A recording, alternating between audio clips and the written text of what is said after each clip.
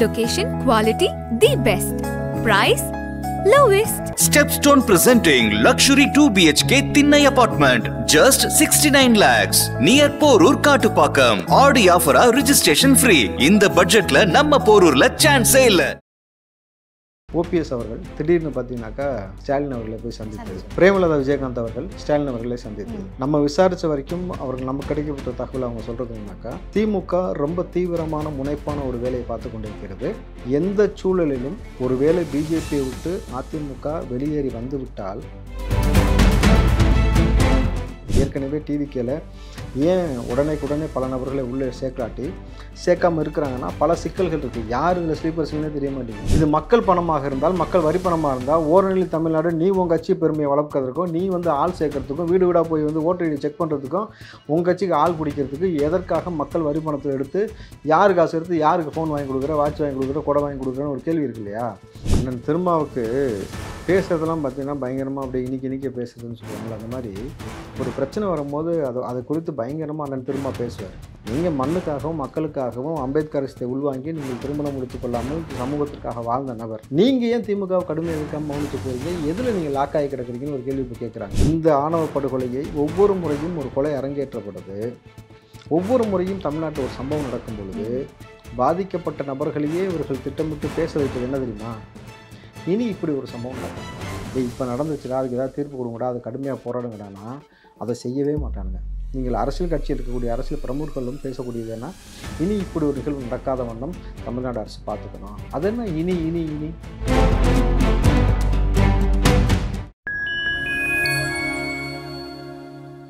Fine time media நேயர்களுக்கு வணக்கம். இன்னைக்கு நம்ம கூட காங்கிரஸ் கட்சியை சேர்ந்த ராவுத்தர் இப்ராஹிம் சார் தான் இருக்காரு. அவரோட பேசுவோம். வணக்கம் சார். வணக்கம்மா. இப்போதான் எலெக்ஷனுக்கு ரொம்ப பக்கத்துல இருக்கும், நெருங்கிட்டே வருது அப்படின்னு சொல்லலாம். ஸோ எந்தெந்த கட்சி என்னென்ன பண்ணுவாங்க அப்படின்னு சொல்லிட்டு எல்லாருமே பார்த்துட்டு இருந்த நிலையில டிவிகே விஜய் அவர்கள் மதுரையில மாநாடு நடக்க போகுது அப்படின்ற ஒரு செய்தியை வெளியிட்டு இருந்தாங்க.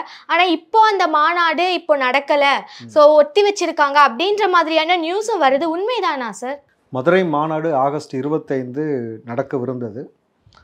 இன்று காவல்துறை தரப்பில், தமிழ்நாடு அரசு காவல்துறை தரப்பில் சொல்லப்பட்டது என்னன்னாக்கா, 2 நாளில் விநாயகர் சதுர்த்தி வருது. ஸோ அதற்கு போதிய பாதுகாப்புன்றது உங்களுக்கு கொடுக்கணும்னாக்கா டைம் ஷெடியூல் ரொம்ப கம்மி. ஸோ அதற்கு முன்னாடியே விநாயகர் சிலை அங்கங்கே நிறுவுவது, அப்புறம் போகிறது வர்றது, அதுக்கப்புறம் விநாயகர் சிலைகளை கரைப்பது, இது போன்ற ஒரு 15 நாளைக்கு ரொம்ப பிஸி ஷெடியூலில் போகும். ஸோ அதற்கு நம்ம தமிழ்நாடு முழுக்க பாதுகாப்பு கொடுக்கணும். ஏன்னா சில சமயங்களில் விநாயகர் ஊர்வலம் எடுத்துக்கொண்டு எந்தெந்த பாதையில் போகணுன்றது காவல்துறை திட்டமிட்டு அங்கங்கே பாதுகாப்பு இருப்பாங்க. நீங்கள் தேவாலயங்கள் இருக்கிற இடத்துல, மசூதி இருக்கிற இடத்துல தேவையில்லாமல் போய் சில குறிப்பிட்ட அந்த இந்து மக்கள் கட்சியோ அல்லது வேறு யாராவது சில விஷயங்களை அரங்கேற்றக்கூடாது. ஏன்னா தமிழ்நாட்டில் சட்ட ஒழுங்குன்றது ரொம்ப மிக முக்கியமாக பாதுகாக்கப்பட வேண்டிய ஒரு சூழல் இருப்பதால் மறுதேதிக்கு நீங்கள் பரிசீலனை செய்யுங்கன்னு சொல்கிறாங்க. இப்போது இதில் கூடுதலாக மேலும் தளபதி விஜய் அவர்களுடைய மாநாடுக்கு இன்னொரு சிக்கல் என்னன்னாக்கா, மோடி அவர்களுடைய வருகை. ஸோ மோடி அவர்களும் வருகை இருப்பதால் ஸோ அவர் வருகை தர இருப்பதால் அது ஒரு சிக்கல். விநாயகர் சதுர்த்தி முடிஞ்ச உடனே வைக்க முடியாததுனால ஸோ மறு தேதிக்கு பரிசீலனை செய்ய சொல்லியிருக்கிறாங்க. ஸோ இது திட்டமிட்டு திமுக செய்தது அப்படின்ற மாதிரியான விஷயங்கள் சொல்ல வேண்டிய அவசியம் இருக்காது. ஏன்னா தமிழ்நாடு முழுக்க பாதுகாப்பு கொடுக்க வேண்டியது காலங்காலமாக விநாயகர் சதுர்த்தி செய்வது என்பது அது நடைமுறை சாத்தியத்தில் இருப்பதால் ஸோ இது ஆகஸ்ட் மாதம் தள்ளி போவதற்கான வாய்ப்பு இருக்குது அப்படின்றது தான். ஸோ அதற்கு முன்னக்கூட்டியே நடப்பதற்கான வாய்ப்பு இருப்பதாகவும் இல்லை, தெரியல சார். ஆக்சுவலாக என்னன்னா, விஜய் அவர்கள் கட்சி ஆரம்பித்து அவரோட முதல் மாநாடாக இருக்கட்டும், அதுக்கப்புறம் அவர் பனையூரில் நடத்தின ஒரு மாநாடாக இருக்கட்டும், இப்போ இவர் நடத்த போகிற மாநாடாக இருக்கட்டும், எந்த ஒரு விஷயம் எந்த ஒரு இனிஷியேட்டிவ் எடுத்தாலுமே அதில் ஏதாவது ஒரு தடை வந்துடுது. ஸோ ஃபஸ்ட்டு மாநாடும் அதே மாதிரி தான் பிளான் பண்ணாங்க, பட் அப்போ நடக்கலை அப்படின்னு சொல்லிட்டு பெரிய பிரச்சனையாகி அதுக்கப்புறம் அதை நடத்தி முடிச்சாங்க. இப்போ இந்த மாநாடுக்கும் இதே மாதிரி ஒரு தடை அப்படின்றப்போ அந்த கட்சி ரீதியான ஆட்களா இருக்கட்டும், இல்ல அதை பின்பற்றவங்க நிறைய பேர் இருப்பாங்க. சோ அவங்கள என்ன பண்றாங்கன்னா, தொடர்ந்து இவரை அடிச்சுட்டே இருக்காங்க. என்ன காரணமா இருக்கும்? இது நம்ம அந்த கோணத்துல அணுக முடியாது.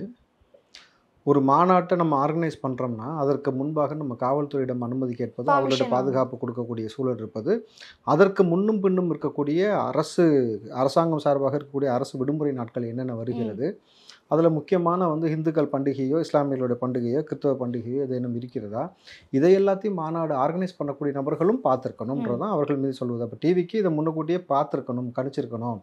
ஸோ அந்த ஒரு விஷயம் இருக்கிறது. நீங்கள் 2 நாளைக்கு முன்னாடின்னு பார்த்து தான் நீங்கள் வச்சிங்க. பட் ஆனால் 2 நாளைக்கு முன்னாடின்றதுனால போதிய பாதுகாப்பு கொடுக்க முடியுமானா கொடுக்கலாம். ஏன்னா நீங்கள் விநாயகர் சதுர்த்தியில் இருந்து அன்னையிலேருந்து அதுக்கப்புறம் தான் சில விஷயங்கள் இருக்குன்னா 2 நாளைக்கு முன்னாடியே வந்து அவங்க எதுக்கு சொல்கிறாங்கனாக்கா எங்கே சாமி சிலை வைப்பது என்பது அவங்க சொல்லுவாங்க. சில விதிமுறைகள் இருக்கும், அங்கங்கே எங்கே வைக்கணும் என்ன பண்ணணும்னு சொல்லி அந்த பாதுகாப்பெல்லாம் கொடுக்க வேண்டியது இருக்குது. 2வது பேக் டு பேக் நீங்கள் வந்து ஆகஸ்ட் 15 சுதந்திர தினம் இருக்குது. அதுக்கு பிறகு நீங்கள் பார்த்தீங்கன்னாக்கா அடுத்து ஒரு நிகழ்வு ஒன்று வருது. அப்புறம் அதுக்கப்புறம் 25 தான் பார்த்தீங்கன்னாக்கா கேப்டன் விஜயகாந்தோடைய பிறந்த நாளுமாக இருக்குது. அன்றைக்கி மாநாடு இருக்கிறது. அதுக்கு அடுத்து 2 நாள் விநாயகர் சதுர்த்தி இருக்கிறது. ஸோ அடுத்தடுத்து இந்த மாதிரி இருப்பதால் அதுக்கு அடுத்த மாதம் செப்டம்பர் மாதம் வைக்கலாம். பட் செப்டம்பர் இனிஷியலாக எடுத்த உடனே பார்த்தீங்கன்னா உங்களுக்கு மிலாடி நபி வருது, அரசாங்க விடுமுறை இருக்குது. ஸோ இதெல்லாம் கணக்கிட்டு இவர்கள் எப்படி அதை சாத்தியப்படுத்த போகிறார்கள் என்பது ஒரு விஷயம். ஆனால் எவ்வளவுக்கு எவ்வளோ உங்களுக்கு வந்து சின்ன சின்ன தளங்கள் வந்து தள்ளி போகிறதோ அவ்வளோக்கு எவ்வளோ நமக்கு டைம் டியூரேஷன் எக்ஸஸாக கிடைக்குது, அதிகமாக கிடைக்க இருக்கிறது. 2வது நீங்கள் தேர்வு செய்யக்கூடிய நாளுமே பார்த்தீங்கன்னாக்கா ஒரு ஞாயிற்றுக்கிழமை விடுமுறை நாள் போல் நீங்கள் வந்து தேர்வு செஞ்சீங்கன்னாக்கா இன்னும் வந்து கூடுதலாக அனைத்து கூட்டமும் வருவதற்கான வாய்ப்பு அதிகம்ன்றதுனால இனி தேர்ந்தெடுக்கக்கூடிய தேதிகள் ஞாயிற்றுக்கிழமையாக இருந்துச்சுனாக்கா ஸோ 15 லட்சம் கணிச்சிருக்கிறது ஒரு 20 லட்சம் வருவதற்கான வாய்ப்பு நமக்கு அதிகமாக கிடைக்கும் என்பதால் ஸோ இது நமக்கு வந்து நம்ம எப்படி பார்க்கணுன்னாக்கா எந்த ஒரு விஷயமே வந்து தடைன்னு பார்க்காம இறைவன் வந்து ஒரு தேதி குறிப்பிட்டிருப்பான் நமக்கு, அந்த தேதியில் நமக்கான பிரம்மாண்டமான விஷயம் நடப்பதற்காக உங்களுக்கு ஒரு வாய்ப்பை ஏற்படுத்தி கொடுக்குறான். ஸோ அதுக்குள்ளே நம்ம என்னென்ன செய்ய முடியும், போன முறை எதெல்லாம் நம்மக்கிட்ட லேகிங்காக இருந்துச்சுன்னு உங்கள் மீது டிவிகே மீது குற்றச்சாட்டு வைக்கப்பட்டதோ அதுக்கெல்லாம் இந்த முறை இடம் தராமல் எதையெல்லாம் சரி செய்ய வேண்டிய சூழல் இருக்கிறதோ அதெல்லாம் சரி செஞ்சு பிரம்மாண்டமாக ஏற்பாடு செய்து தமிழ்நாடு அரசு வந்து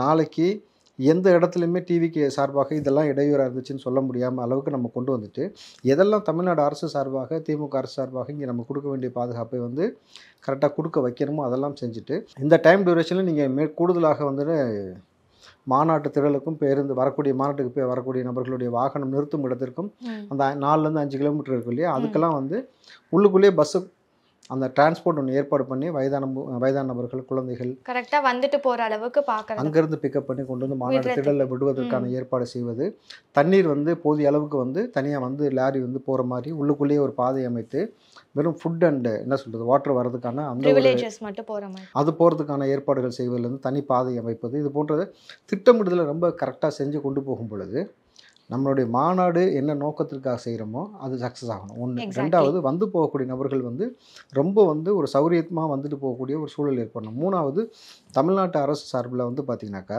அவர்கள் நம்ம மீது சொல்லக்கூடிய குற்றச்சாட்டுகள் எல்லாத்தையும் உடைத்தெறியக்கூடிய வகையில் இருக்கணும். 4வது நம்ம மாநாட்டில் பேசக்கூடிய செய்தி தளபதி விஜய் அவர்கள் சொல்லக்கூடிய செய்தி என்பது மக்களுக்கு எவ்வளோ பெரிய தாக்கத்தை ஏற்படுத்தணும், மீண்டும் ஆட்சி அதிகாரத்தில் திமுக வராத வண்ணம் இருப்பதற்கு என்னெல்லாம் செய்யணும்.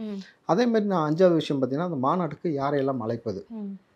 இத்தனை ஆண்டு காலமாக தமிழ்நாட்டில் வந்து யார் பெருவாரியாக பாதிக்கப்பட்டிருக்காங்க இந்த ஆட்சியில், இந்த ஆட்சி அதிகாரத்தோடைய தவறுகளால் பாதிக்கப்பட்டு தன் வாழ்நாளில் சில நபர்கள் தன் குடும்பங்களே இழந்திருப்பாங்க, குடும்ப உறுப்பினர்களை இழந்திருப்பாங்க, சொத்துக்களை எல்லாம் இங்கே வந்து சூறையாடப்பட்டிருக்கும், நிலவளங்கள் அளிக்கப்பட்டிருக்கும். இந்த மாதிரி நபர்கள்லாம் கூப்பிட்டு மேடையேற்றுவது இது போன்ற விஷயங்களை தளபதி விஜய் அவர்கள் மேற்கொள்வதற்கு இது ஒரு சரியான வாய்ப்பாக அமைகிறது. அதுக்குள்ளே அடுத்த சூழல் இருக்குல்ல, இதில் மிக முக்கியமாக பார்க்க வேண்டிய சூழல் என்னன்னாக்கா ஓபிஎஸ் அவர்கள் திடீர்னு பார்த்தீங்கன்னாக்கா ஸ்டாலின் அவர்களை போய் சந்தித்தது, பிரேமலதா விஜயகாந்த் அவர்கள் ஸ்டாலின் அவர்களை சந்தித்தது. நம்ம விசாரித்த வரைக்கும் அவர்கள் நமக்கு கிடைக்கப்பட்ட தகவல் அவங்க சொல்கிறது என்னன்னாக்கா திமுக ரொம்ப தீவிரமான முனைப்பான ஒரு வேலையை பார்த்து கொண்டிருக்கிறது. எந்த சூழலிலும் ஒரு வேளை பிஜேபியை விட்டு அதிமுக வெளியேறி வந்துவிட்டால் அதிமுகவோடு தளபதி விஜய் அவர்கள் கைகோர்த்து விடாமல் இருப்பதற்கு என்ன செய்ய வேண்டும், அதற்கு எவ்வளவு வேண்டுமானாலும் பணம் செலவு செய்து அவர்களை சேர விடாமல் செய்வதற்கு இந்த பதனி வேலையை பார்ப்பதற்கு இடையில் இருக்கக்கூடிய அரசியல் கட்சி தலைவர்களோ அரசியல் கட்சியுடைய சார்ந்து இயங்கக்கூடிய சில நபர்களையோ வைத்து என்ன காய் நகர்த்த வேண்டும் அதை நகர்த்துவது.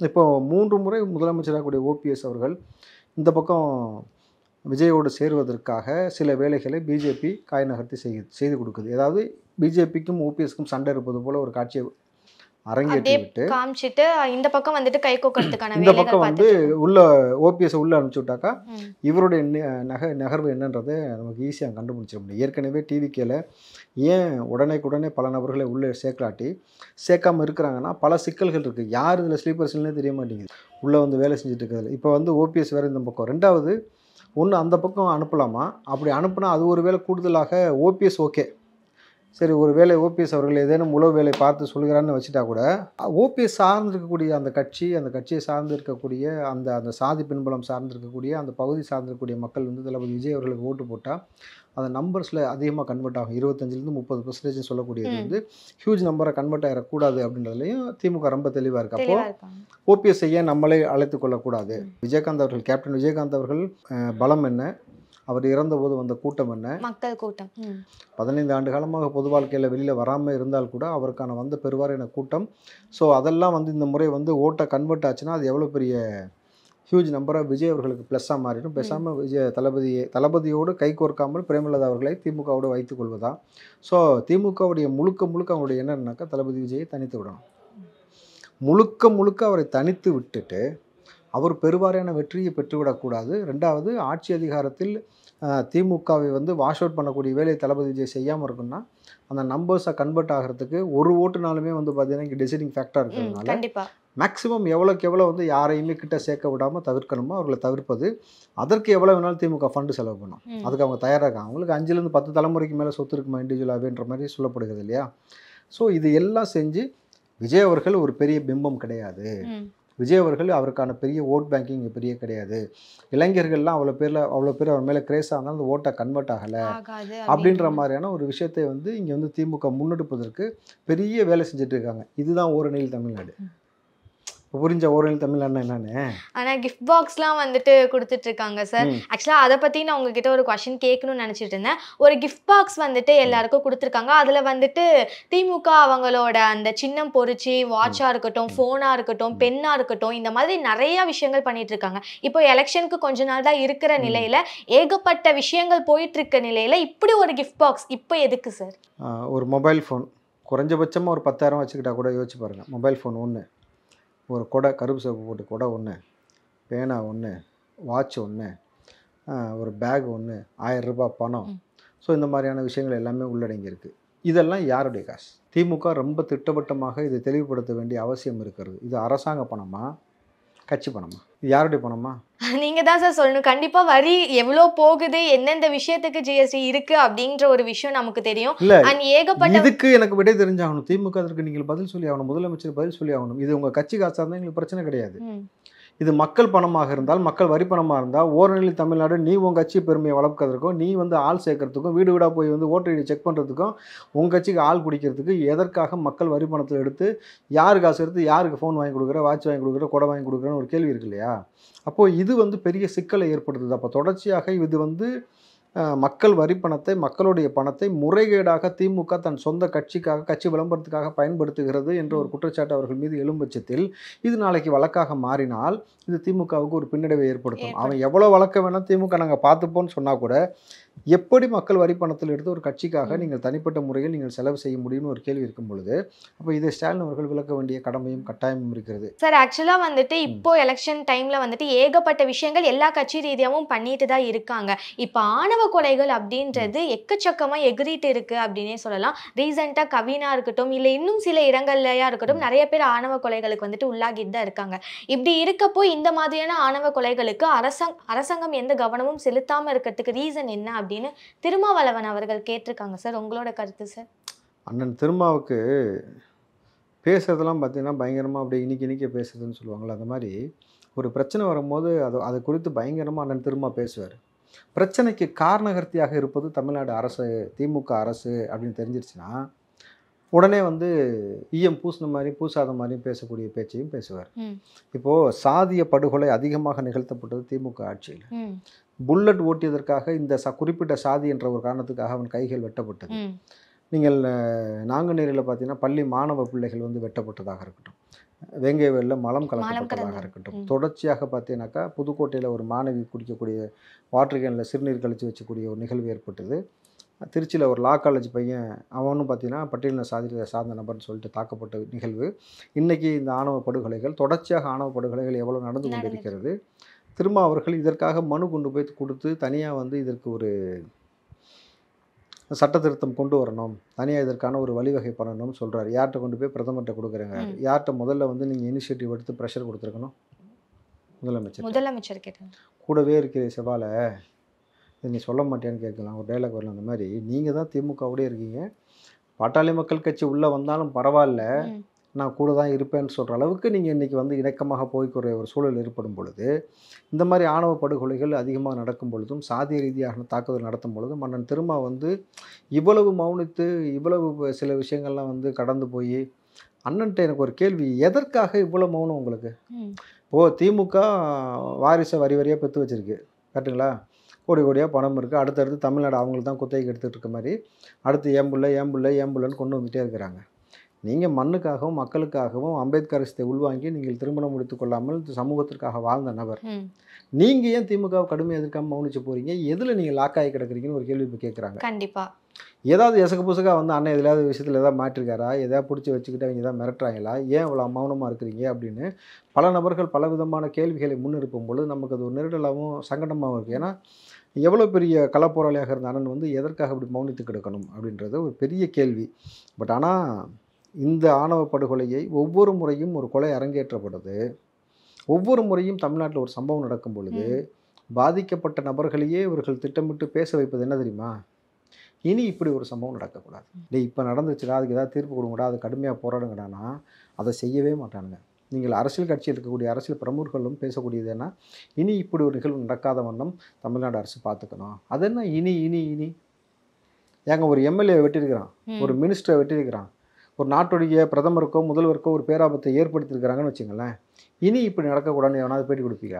கண்டிப்பா அந்த மாதிரி ஒரு இதுதான் இது வரைக்கும் நடந்ததே இல்லை அப்படின்னு எவ்வளவு நீங்கள் துரிதமாக இறக்கி ஆளை இறக்கி இது பண்ணுவீங்க? ஏம்மா நான் என்ன கேட்குறேன், யூடியூப்பில் உட்காந்து ஒருத்தர் தன்னுடைய கருத்தை பதிவிடுறாரு, இனி இப்படி பதிவிடக்கூடாதுன்னு கடந்து போகாமல் உடனே வழக்கு போட்டு தூக்குறேல, ஒரு ட்விட்டரில் ஒரு பதிவு போட்டால் இனி இப்படி செய்யக்கூடாதுன்னு வார்னிங் கொடுக்காம சைலண்ட்டாக எஃப்ஐஆரை போட்டு தூக்கிறதுக்கான வேலை செய்கிறீங்கல்ல, அதெல்லாம் செய்யும் பொழுது ஒரு குடும்பத்துடைய அவங்களுடைய தலைமுறை பிள்ளைகள், அந்த குடும்பத்தின் அடுத்த வாரிசை உருவாக்கக்கூடிய ஒரு முக்கியமான குடும்பத்தின் தூணாக இருக்கக்கூடிய பிள்ளைகள், படித்து அடுத்த கட்டத்திற்கு தலைமுறையையும் அந்த குடும்பத்தையும் எடுத்து போக நினைக்கக்கூடிய பிள்ளைகளை வெட்டி சாய்ச்சி கொன்னுறீங்கன்னா அந்த குடும்பம் நிர்மூலமாகுது. ஆனால் நீங்கள் போகிற போக்கில் பேட்டி கொடுக்குறதெல்லாம் என்னன்னாக்கா, இனி இப்படி ஒரு சம்பவம் நடக்கக்கூடாது, இதற்கு தனி சட்டம் ஏற்றப்படணும், இது வரைக்கும் நடந்ததுக்கு என்னடா செய்ய போகிறீங்கனாக்கா அதற்கு யாரும் வந்து பேசுவது சரியா இல்லை. அப்போது இப்படித்தான் அரசியல் கட்சி தலைவர்கள் பல நபர்கள் வந்து இதை கடத்தி கொண்டு போகிறார்களே தவிர, அப்போ யாருக்காக? ஆளுகிற கட்சிக்கு அவங்களுக்கு வக்காலத்து வாங்கிட்டு இப்படி ஒரு பேச்சை பேசிட்டு, இன்றைக்கி அந்த கவினுடைய உடலை யார் போய் பெற்றுக் கொடுக்குறா? KN நேரு.